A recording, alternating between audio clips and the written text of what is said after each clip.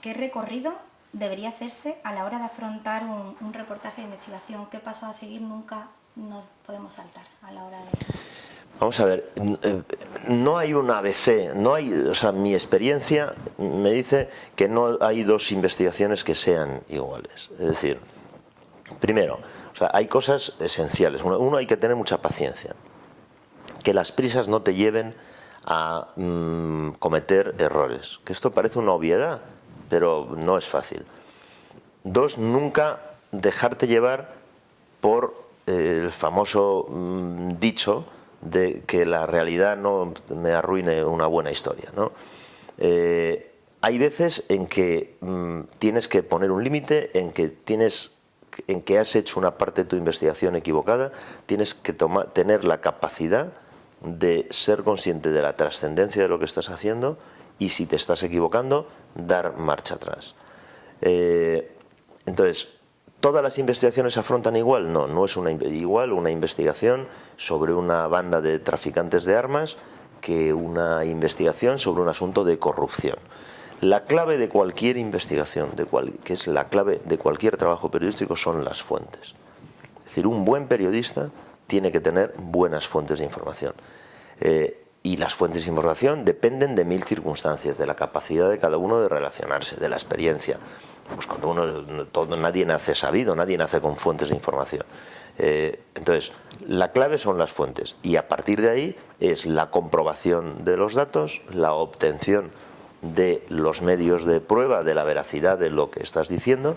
Y entonces, en cada caso tienes que afrontarlo de una forma. Lo que nunca debe hacer un buen periodista de investigación es traicionar a una fuente. A la fuente hay que protegerla.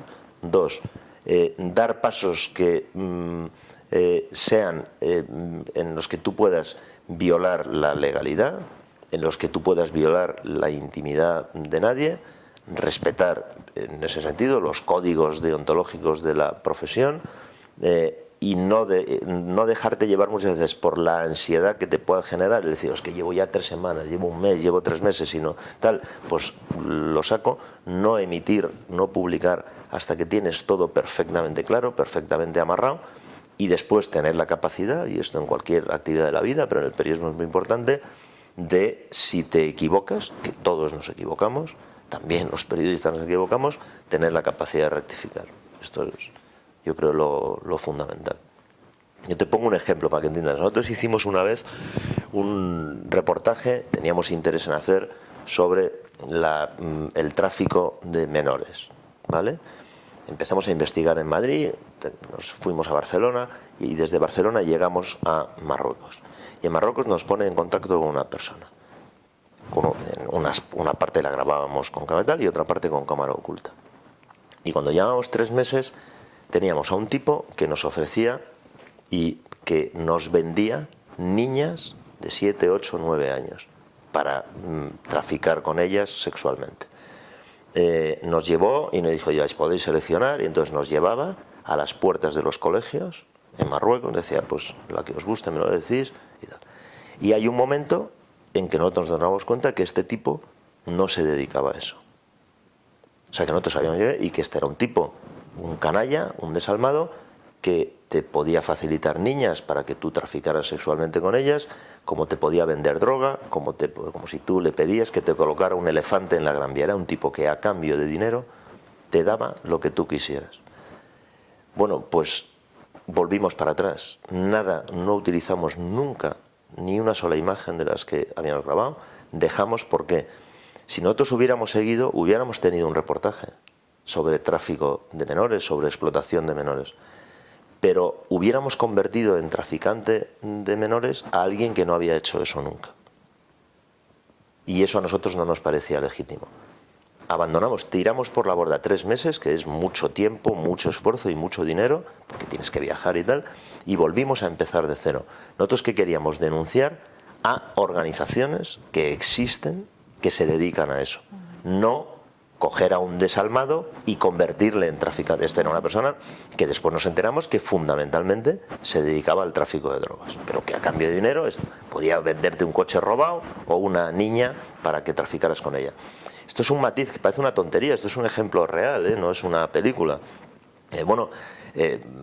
Te llevas primero un disgusto de, joder, es que he tirado 3 meses por la borda. Dice, bueno, pero esta es la responsabilidad de los periodistas. No es fácil tomar esa decisión. Tienes la tentación de decir, ¿es verdad lo que voy a contar? ¿Este tipo está dispuesto a hacer esto? Dice, sí, pero es que este tipo no se dedica a esto.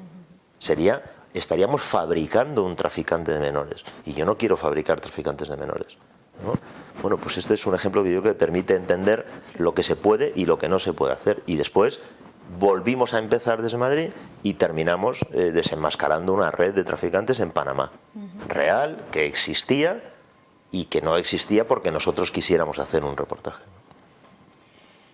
Muy bien, y siguiendo en esta línea, ¿cómo debe ser un periodista de investigación? Y el periodismo de investigación no es como las películas, no se trata dice, yo es que soy valiente, soy un tipo con arrojo, con ganas de aventura y tal. No, eso es otra cosa. El periodismo de investigación no es eso, y muchas veces es muy aburrido. O sea, a mí me encanta y no me aburre, pero tienes que pasar muchas horas esperando para grabar una imagen, tienes que pasar muchas horas persiguiendo el poder conseguir un documento, el dar con una persona, muchas horas delante de un ordenador, cogiendo el teléfono, caminando, es decir, que no es una película, no tenemos el coche fantástico de James Bond, no tenemos esos micrófonos, zapatomicrófonos, es decir, esto no es así, el periodismo de investigación no es así. Entonces hay que tener, 1, ser muy consciente de lo que es, de la responsabilidad. 2, para mí es fundamental la tenacidad.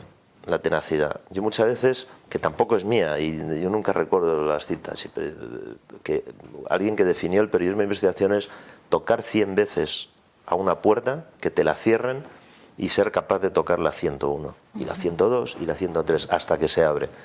Eso a veces es muy cansado. Por eso hay que ser tenaz, tener la cabeza muy fría, tener claro, ser insobornable. Yo siempre digo, yo podría ser multimillonario si me hubiera dedicado a no publicar y a no emitir todas las historias que yo he conocido.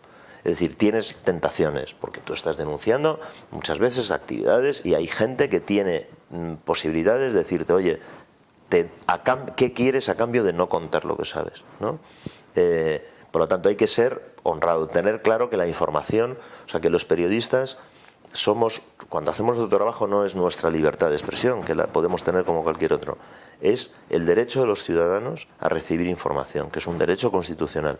Y ese derecho se materializa a través de los periodistas. Nosotros somos intermediarios o depositarios de un derecho que no es nuestro, que es el derecho de los ciudadanos a estar informados. Y por lo tanto, cuando tenemos una información, esa información no nos pertenece a nosotros, no pertenece ni siquiera a la empresa para la que trabajamos. Esa información pertenece a los ciudadanos y con la información no se puede negociar. El periodismo es un fin en sí mismo, no puede ser un medio. Entonces, es muy importante eso, cabeza fría, tenacidad, sensatez, y después, evidentemente, cuanto más formado esté uno, mejor podrá hacer su trabajo. Ser incorruptible y ser muy consciente de la importancia que tiene el cometer los menos errores posibles. No cometer ningún error es imposible porque somos seres humanos, pero ser consciente de la trascendencia que tiene esta actividad. Entonces, ¿el periodista de investigación nace o se hace? Vamos a ver, el periodista de investigación yo creo que tiene que nacer y tiene que hacerse. Difícil hacer un buen periodista de investigación de quien no tiene vocación, de quien no le apasiona esto, pero una vez que se tiene la vocación también hay que formarse, sin duda. Bueno, y ya para terminar, ¿qué hay que hacer si se quiere llegar a ser periodista de investigación? Pues hay que tener muchas ganas, hay que no cejar en el empeño. Cuesta, los arranques no son fáciles. Porque tú dices, ¿y cómo voy a llegar yo a conseguir una gran historia? Si tal, bueno, fuentes, trabajando mucho, o sea, no teniendo horas, trabajando mucho, trabajándose mucho el tener buenas fuentes de información. La información llama a la información. Si tú publicas cosas, la primera te cuesta, la segunda te cuesta, la tercera te cuesta un poquito menos, la cuarta, y todas al final requieren un esfuerzo. Pero cuando uno tiene ya sus buenas fuentes, al final hay unos mínimos de especialización. Pues en mi caso, yo he tenido una trayectoria que no solo, pero he hecho sobre todo investigación relacionada con el mundo, digamos, de lo que se conoce como justicia interior, lo que los anglosajones llaman law and order, ¿no? Es decir, temas relacionados con terrorismo, con bandas organizadas, etcétera. También asuntos de corrupción política y tal. Bueno, uno no puede abarcarlo todo. Entonces uno termina teniendo muy buenas fuentes en determinados sectores, ¿no? No es normal que un periodista deportivo tenga buenas fuentes políticas, un periodista político tenga buenas fuentes en el mundo de la información cultural. Cada uno se especializa un poco, entonces hay que tener un mínimo de especialización, eso siempre es bueno, pero el periodista de investigación puede investigar una historia. Yo investigo historias de todo tipo, pero fundamentalmente en ese ámbito, que es el que más me ha interesado. Bueno, pues trabajarse muy bien las fuentes, no desfallecer, tener el entusiasmo de la profesión, porque en el momento en que uno pierda, por eso hay que ser vocacional, esto si no te entusiasma es muy difícil, porque no es una película, porque hay momentos duros, porque hay momentos de riesgo, porque tiene que apasionarte para poder hacerlo bien, ¿no? Por lo tanto, es tener muchas ganas, y yo creo que en la vida el que tiene muchas ganas, el que se forma bien, el que mete muchas horas, el que no tiene limitaciones de tiempo para hacerlo, al final triunfa.